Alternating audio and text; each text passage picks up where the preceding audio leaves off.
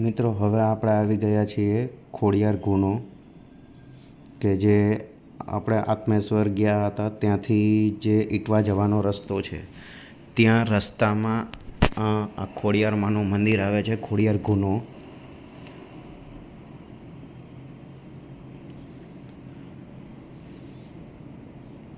આ ખોડિયાર માતાનું મંદિર છે. જગ્યા એકદમ શાંત અને ખૂબ જ મજા આવે એવી જગ્યા છે આ. કેમ કે અહીંયા તમને કોઈ બહારનું એટલું બધું પબ્લિક જ નથી દેખાતું. કેમ કે આ એરિયાનો, આ રસ્તાનો, આ લોકેશનનો કોઈને આઈડિયા જ નથી એટલો બધો.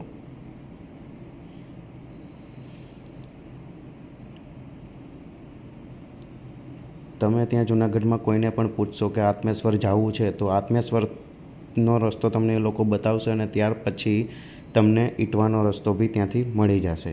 એક જ નાનો એવો કેળી જાય છે ત્યાંથીનો જે રસ્તો છે. આ ખોડિયારમાંનું મંદિર છે. મસ્ત જગ્યા એવી છે.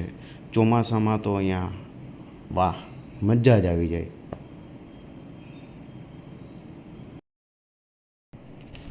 મિત્રો, માં ખોડિયારના દર્શન કર્યા પછી હવે આપણે જઈશું ઇટવા મહાદેવના રસ્તે, કે જે લીલી પરિક્રમાની પહેલી ઘોડી તરીકે પણ ઓળખાય છે, કે ઇટવા ઘોડી કહેવાય છે. જે તો અંદર ભવનાથમાંથી પણ એમનો રસ્તો છે અને આ જે આત્મેશ્વરવાળો રસ્તો છે ત્યાંથી પણ એક રસ્તો જાય છે કે જે જંગલમાંથી થઈને જ જાય છે.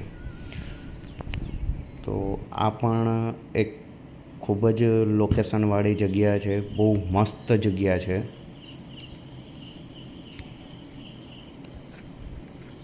આ મહાદેવના મંદિરનો જે પ્રાંગણનો ભાગ કહેવાય કે પરિસર કહેવાય, આ એ છે. ખૂબ જ મોટી જગ્યા છે. ત્યાં જંગલની વચ્ચોવચ છે આ મહાદેવનું મંદિર, ઇટવા મહાદેવનું મંદિર. આ ઇટવા મહાદેવનું મંદિર છે. હજુ ન્યૂ બનાવેલું છે.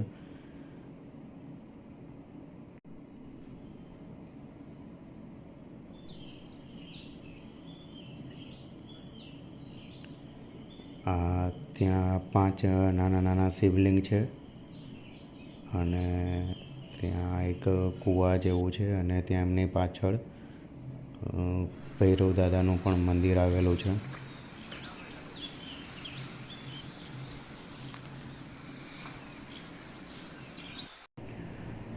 મિત્રો, એક બીજી વાત ખાસ કહેવાની કે જ્યારે પણ તમે આવી રીતે જંગલમાં આવો જુનાગઢ આવીને, તો બધી જગ્યાએ એક ચેકપોસ્ટ હોય છે.